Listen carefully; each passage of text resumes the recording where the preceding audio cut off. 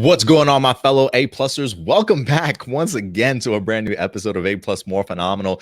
More of a very much an impromptu episode, to say the least.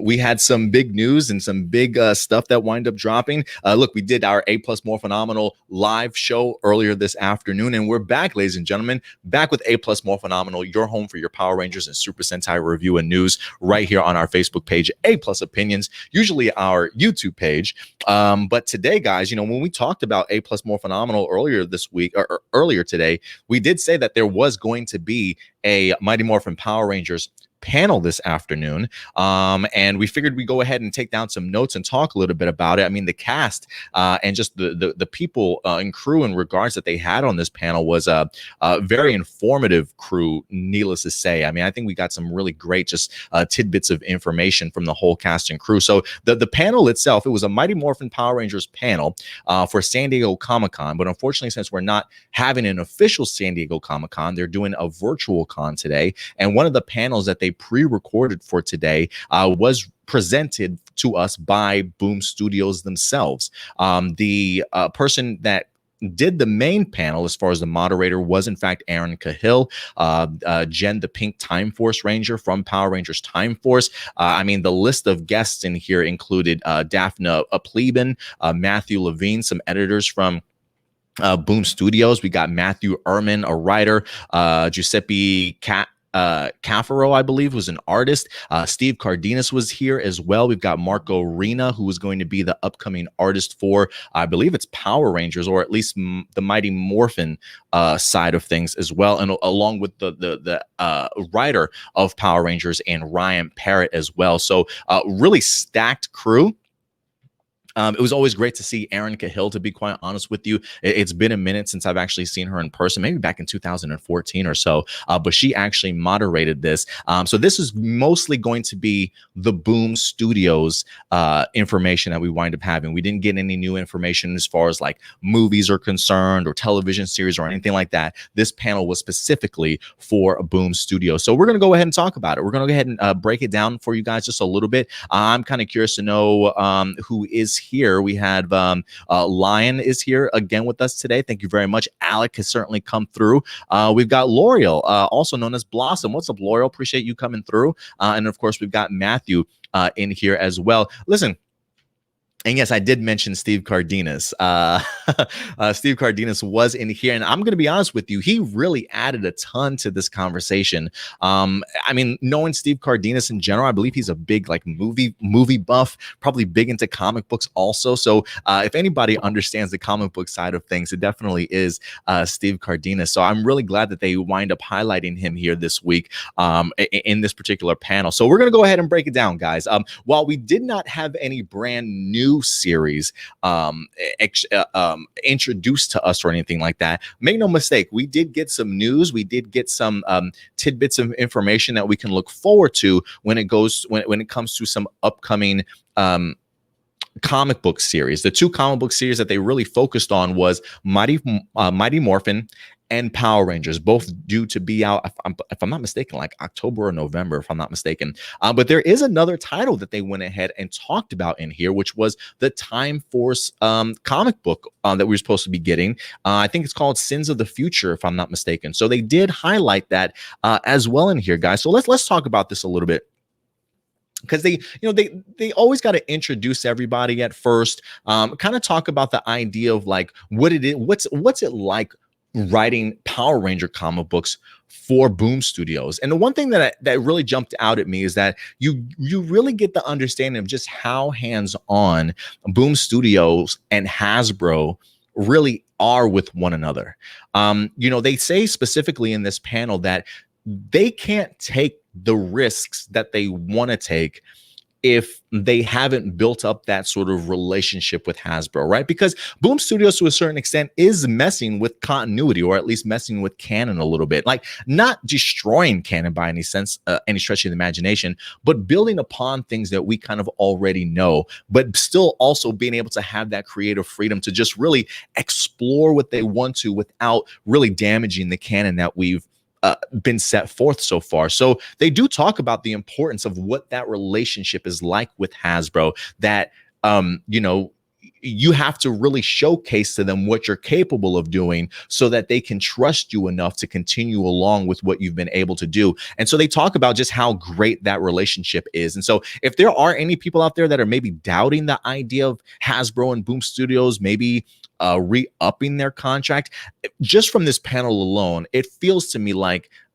we're going to get ourselves another contract extension past 2021. Now, nobody's come out and said it, but just the way that they talk about their relationship with Hasbro. And I think, again, we even mentioned this earlier in APlus Morphinominal. You can see how even the Lightning collection from Hasbro is taking some of their ideas from the Boom Studios comic book. So Hasbro's really allowing them to just go free with a lot of their storytelling. But they do talk about the idea that launching these two titles really gives them like a 360 view of the universe within these two brand new series, really going above and beyond. And I like the idea that when they talked about the idea of why they selected Mighty Morphin and Power Rangers as the title, it really is the sense of, listen, Mighty Morphin will clearly continue to focus on the Mighty Morphin team, but Power Rangers itself, while we are focusing on the Omega Rangers and the three original key Mighty Morphin Rangers and Jason, Zach, and Trini,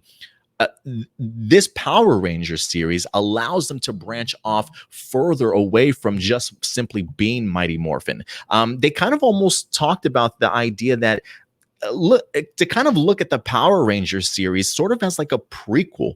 There was even a comparison to that of like the movie Rogue One, right? Like the idea of these events happened before we went into sort of the Star Wars trilogy itself. And so the way that I took it away from this panel was that the Power Ranger aspect of the series is going to sort of be that prequel. It's going to give the opportunity for these Omega Rangers to go out into those vast universes, to go out into space, and maybe even look at this sort of as the prequel to a lot of the upcoming Power Ranger series that we've all come to know and love. You know what I mean? From In Space to Wild Force to Time Force to going on and on. So I have a feeling that the Power Ranger side of things is really going to expand on the bigger lore of Power Rangers, where you still have the Mighty Morphin side that will deal with MMPR. So I'm looking really forward to Power Rangers. I think it was last week somebody asked me, Adam, out of the two titles that they're going to be focusing on, Mighty Morphin and Power Rangers, which one are you most excited for? I said Power Rangers before, and I'll say Power Rangers again, man. I feel like there's going to be a ton of Easter eggs, building blocks to future Power Rangers series that we know and love from canon and from our television shows, and maybe the basis of a couple of those Power Ranger teams maybe come from some sort of beginning that maybe with the help of Jason, Zach, and Trini, maybe, you know what I'm saying? Like maybe they are that sort of momentum push to kind of help build and create sort of these other teams down the line. So I am expecting some Easter eggs, some really cool twists and turns.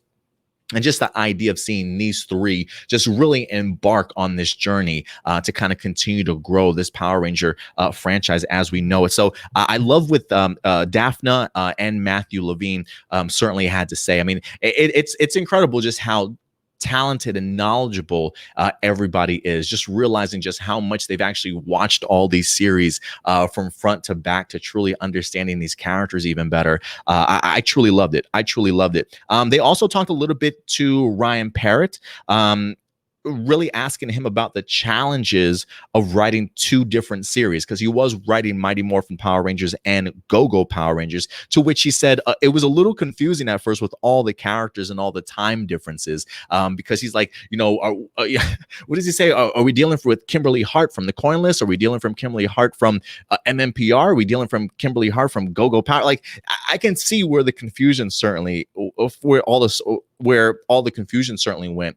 But what he's saying now is that now that he has these two titles and he's splitting them up and being able to tell more singular stories, he does say that it does allow him to focus on character beats now than both series, now that both series are separate again. So, one of his struggles that he was finding was because of all the story arcs that they were doing with Shattered Grid, Necessary Evil, it always required a ton of characters to be in one panel at one time. So it really kind of sometimes took away from a lot of the core focus on the characters. And it seems very much as though now he's really thrilled to be able to jump back into that and really explore these characters individually now that he doesn't have to worry so much about everything being all under one page. So I really did like that idea. And it does make me look really forward to kind of see how some of these characters develop even further. And he does mention the idea that Rocky is going to go ahead and get some shine, which I really appreciated. And this is where Steve Cardenas came in, because Steve Cardenas stated, the one reason why he loves these comic books is because of the fact that he likes to get the opportunity to see his characters, or not just his character, but characters developed a little bit more, right? He does go ahead and even reference the idea that when he first was originally cast, one of the breakdowns for the Rocky character was the fact that Rocky actually comes from a single family, where his family is actually separated. And that not only that, but he has like 5 to 6 different siblings that Rocky really had to kind of look out for and take care of and things like that. And this is tidbits of information that Daphne, along with Ryan Parrott, didn't even know about until this particular moment. And they're like, hey, that's more Rocky information that we could certainly use and just mine for great storytelling, certainly going forward. And they're trying to ask him, send us that information if you can, sort of thing. But it's things like that, like going to the actual actors and literally watching this on the panel, seeing how the actors can really just help add to their characters and add more depth to it. Because now I would not be surprised if Ryan Parrott does utilize some of those aspects about Rocky's life that never showed up in the television series whatsoever. And that's one of the things that Steve Cardenas was really, really impressed with and really thrilled about when it comes to the potential of these comic book series. The idea that you can now dive into these characters' lives, expand on them in ways that you were never able to. And it was really cool just even getting the opportunity to see Steve Cardenas, talk about like he himself as this actor coming into a group that's already been fortified, right? That's already been established, and then having to kind of make a name for yourself and fit in and be a part of that chemistry. And it's so crazy to see, like, even for Steve Cardenas, who I believe he even mentioned that he's not caught up fully to what they're doing. So he did not even know that they were already exploring that aspect of Rocky, of what it means to be somebody new on the team, new in the school, having to get their own footing with, being part of, new kids on the team and things like that. So when Steve Cardenas mentions that, the writers are like, hey, man, we're clearly onto something, because if that's what you want to see, we're already ahead of you, man. That's part of this. That's part of Rocky's storyline that we have so far. And Steve Cardenas was just overjoyed about that idea, honestly. So I'm expecting Rocky to get some shine. He even stated, when he came into Mighty Morphin Power Rangers, that he felt like he was just a carbon copy of Jason, just, cut, paste, print sort of thing. And you could see it. I mean, they even gave Rocky the sleeveless shirts and everything, like he's supposed to fill those out like Austin St. John. Like, come on. But it's not until Zeo, really, and I've been saying this for a while, it's really not until Zeo that Steve Cardenas as Rocky really solidifies himself as far as like character wise and what he's able to do. So I honestly loved it. I honestly love to see that some of Steve Cardenas's information in regards to Rocky may actually make its way into the comic book series. So I think that's pretty cool. And in regards to the Power Rangers series that's upcoming that focuses on the Omega Rangers, they do mention the idea that with the Blue Emissary gone, that this is now going to be sort of like kids without their parents around. I'm sure there's probably very little guidance that's certainly happening, right? There's no Zordon, no Blue Emissary. It's really these 3 Rangers now having to just kind of embark on this journey by themselves. And it should be interesting to see where it winds up taking them. But it definitely felt very much like when it comes to Mighty Morphin, that's going to be focusing on the MMPR team, and Power Rangers will really be kind of, I would say, growing the upcoming Power Ranger universe that we've all come to know and love in the television series going forward after all the MMPR stuff. So guys, I think we're in for some amazing treats. They did go ahead and drop some concept art. The first one I want to go ahead and show you guys is, in fact, a new look at the Green Ranger himself. We got the curved dagger and everything. Great new costume and everything. They even referenced the idea that he may glow just a little bit different. So I'm looking to kind of see exactly what what this costume is certainly going to do. In regards to who the character is, they definitely would not let that slip. But Ryan Parrott did say something along the lines of, it's somebody. Oh, hold on, let me see if I can pull this up because I did write this down on Twitter. Exactly who you expect, but also the person you least expect. I don't know what that means, but exactly who you expect, but also the least you expect. So I'm kind of curious. Listen, I know when it comes to I was on Twitter. Somebody that I follow on there, Nightmare 10, I believe they're in charge also of the Power Scoop. One of their theories was, in fact, that this could potentially be Matt. That seems like somebody that you probably would expect, but maybe least expect. I mean, the guy's been wanting to become a Ranger for like the longest time, I feel like. So I'm still going to be leaning towards Matt possibly being the new Green Ranger in here, but make no mistake, they definitely were not letting that that secret go whatsoever. They definitely wanted to go ahead and hold on to that one for sure. One of the other topics that they wind up talking about in here, which I was not expecting, was Sins of the Future, which is the upcoming Time Force novel that they have, or graphic novel, I should say. That's going to be focusing on Jen and Wes. I think they even reference this as more of like a time traveling story for Jen and Wes, and saying the idea of like, even though Time Force is based off of time traveling, they do very little time traveling in that show. And so they definitely want to highlight the concept of time traveling. And this really is going to pick up on the events after Wild Force, really kind of seeing what happens with their relationship with Jen and Wes certainly going forward. And they will be meeting a brand new character in here as well. They definitely are not pulling any punches back. They went ahead and actually revealed to us a Black Time Force Ranger, ladies and gentlemen. That's right, a female Black Time Force Ranger. Goes by the name of Chloe in here. Look at that sword, mind you. This is like some Final Fantasy level type sword, like just the swords that are just overly too big for your head, something out of an anime for sure. But I absolutely love this design for the character. It says, so we will be meeting the new Black Time Force Ranger that has an axe to grind with both Jen and Wes. Clearly is not the biggest fan of Jen at all. They didn't give any details as to why these two characters may not necessarily get along, or why there's like this grudge from Chloe in regards to how she's feeling about Jen. But it does seem as though Jen does have herself I don't want to say a brand new enemy, but somebody that definitely does not appreciate her very much here in the Black Time Force Ranger. And they talked about the idea of when she comes on the scene, guys, she's breaking some panels. And I'm talking artistically wise. It looks like she's going to make a big impact. I wouldn't be surprised if it's like a splash page or wherever the case may be of her debut, of just breaking down some of these comic book panels with that gigantic sword of hers. So they really have some big plans for Black Time Force Ranger. But yeah, they don't, outside of the fact that she has a grudge against Jen, they really didn't give too much further information in regards to that. But I absolutely love this image that we have of her.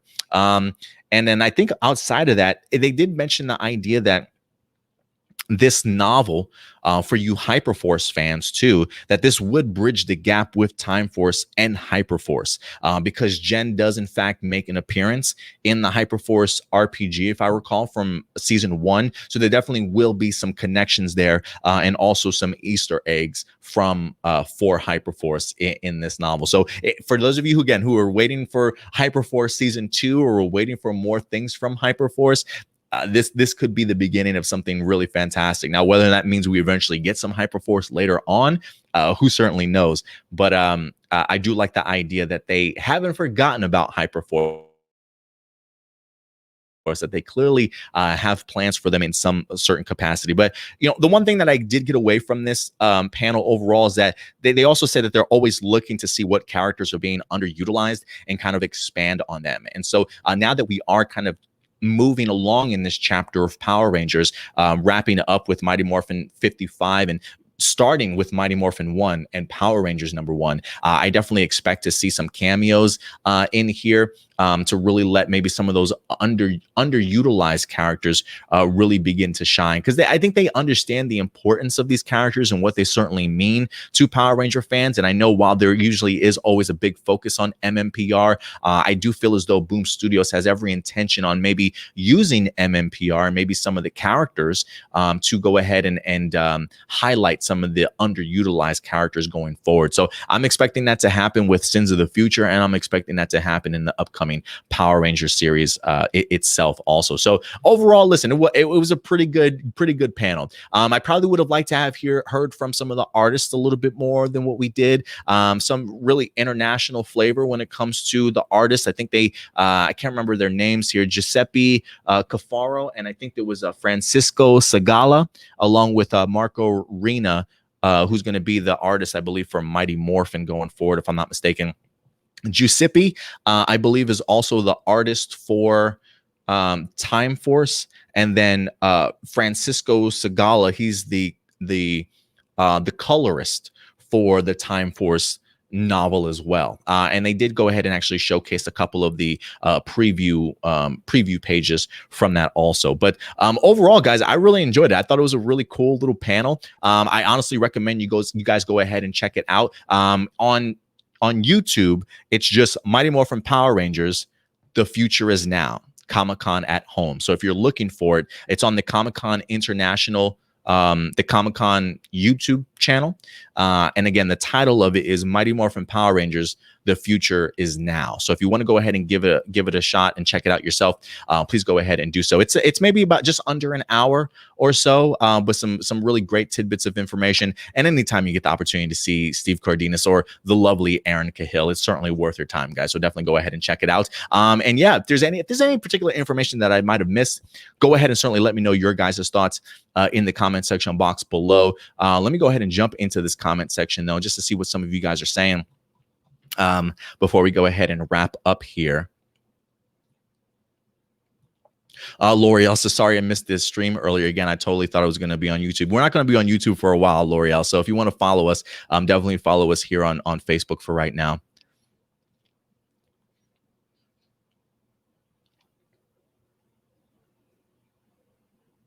L'Oreal also says Hasbro has saved the imagination of Power Rangers. Most definitely. I love the fact that Hasbro is so willing to let Boom Studios sort of play in this gigantic sandbox of theirs. They've clearly built up some trust in the direction in which they're taking Power Rangers, that Hasbro's like, hey, have fun with it, man. Have fun with it. So they definitely have earned their trust, make no mistake, in order for Hasbro to kind of give them that leeway. So I do feel like Hasbro definitely sees the greatness that is Boom Studios and really what it's doing in regards to expanding just the imagination of Power Rangers, just like you said. Yeah, and Alex says they kept everything we learned from Hyperforce and Shattered Grid, so Boom Studios knows what they're doing. They definitely do. They've got some really brilliant minds back there. When you watch this, honestly, this panel, you'll see exactly what I'm talking about when I say that they're super informative and super knowledgeable about this series, that they've literally have spent hours watching all the Power Ranger content and things like that to truly understand these characters. So yeah, they definitely know what they're doing.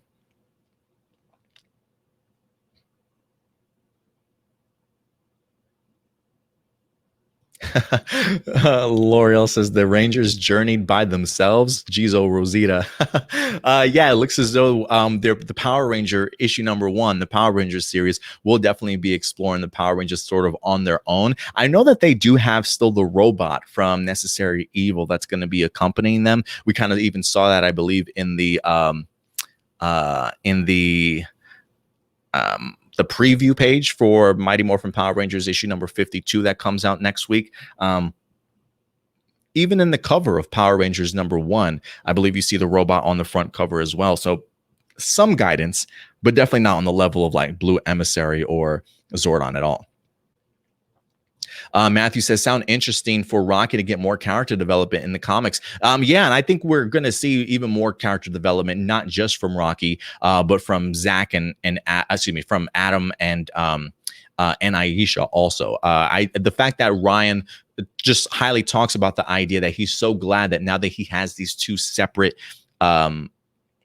directions that he's taking each of them, the series, that he can now focus a little bit more on the characters, certainly like he used to back in the day before Shattered Grid and Necessary Evil. So I think we're definitely going to be getting a ton of great character focus going forward. Loving the new Green Ranger uniform. So am I. I think it looks really sharp. It definitely has elements of like Bat in the Sun, but also some original elements to it as well. So I'm really looking forward to it.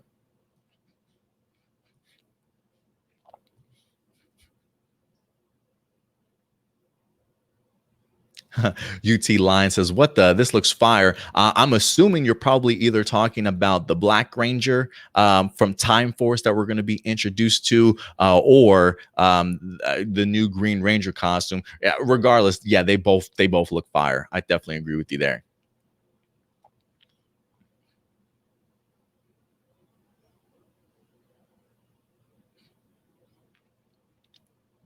Matthew says, I've been waiting forever for that Time Force comic series from for Jen and Wes. But I don't know if it's a one shot or if it's just. I think it's a graphic novel. I think it's kind of like what we got with like Soul of the Dragon and things like that. So it's definitely not a comic book series, but it definitely is like a thick graphic novel where it's definitely going to tell its own sort of individual story. So definitely bigger than a one shot. But yeah, if I had to compare it to anything, it would probably be like the Psycho Ranger one that we just got, along with like the Soul of the Dragon, if I'm not mistaken.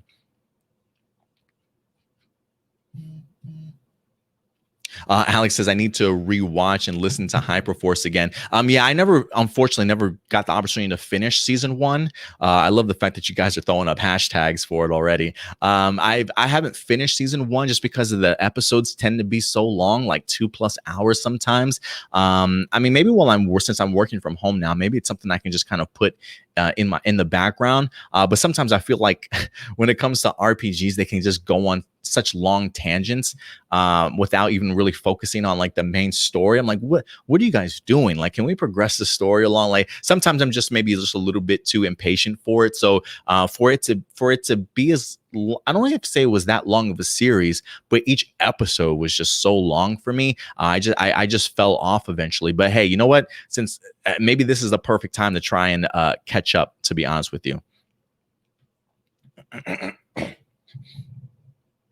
But other than that, guys, I think that's pretty much it in regards to it that I wanted to highlight from the panel. Again, I would definitely recommend you guys certainly check it out, just because it's always great to hear some of these actors and these writers really explain to you just their thought process and how they come up with some of their storylines, or really their thought process going into some of these characters and really the future for Power Rangers going forward. So, they did talk about the idea of like canon and working around canon, and just really the importance of being able to find like these minuscule concepts and ideas that are kind of just hidden there in these Power Ranger series, and being able to kind of expand on it, right? I mean, the perfect example of that is the Peace Conference. Like, who would have thought that the Peace Conference would amount to the idea of the introduction of Omega Rangers, and now setting us off into this intergalactic adventure for the Omega Rangers? Like, and that's just coming from a concept of a peace conference. So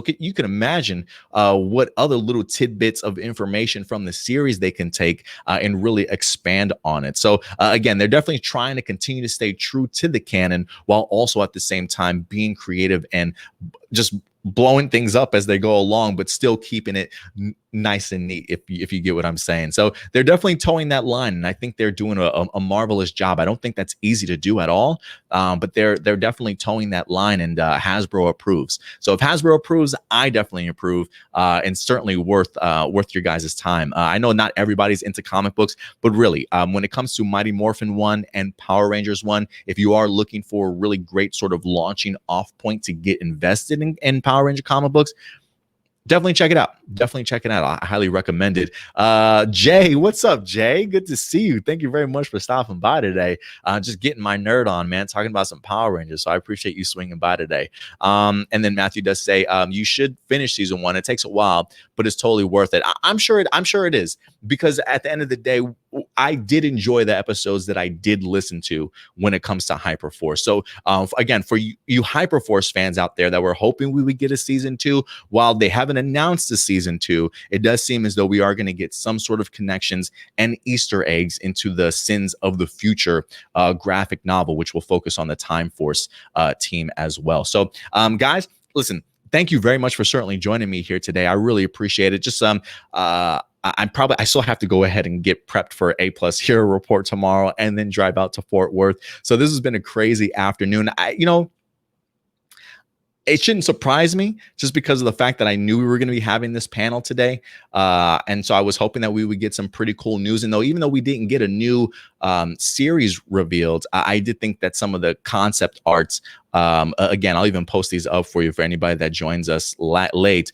Some of the concept art here for the Black Time Force Ranger for me was just absolutely worth it to even know we were going to be getting one. And I'll be even more fascinated to kind of see artistically how they go about creating this Black Ranger, because it feels very much like maybe it's a white suit with black highlights. I have no idea how they're going to go ahead and showcase her on the page, but you better believe I'm excited. And then even the concept art here for the brand new Green Ranger, who they're keeping very, very much a rather secretive, somebody you wouldn't expect, or somebody that you probably would expect, but also the least expected.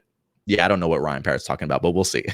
We'll definitely find out, guys, for sure. But other than that, ladies and gentlemen, thank you very much for your time today. If any other news winds up dropping throughout the week, we'll certainly keep you up to date. If not, we'll certainly see you next Saturday at APlus Morphinominal, noon Central Time, as always. Be prepared again for it to be here on Facebook. If anything does change, though, we'll definitely go ahead and keep you guys informed on our YouTube page and the community section as well, the community tab. So go ahead and stay in tune with us, guys. And until next time, do us a big favor. Follow us on social media, guys, at APlus Opinions. We're on Facebook, Twitter, Instagram, and for you gamers, Twitch as well. And until next time, do me a big favor. Take care of yourselves. Take care of each other. May the power protect you, and keep it A+. I'll talk to you later. Bye.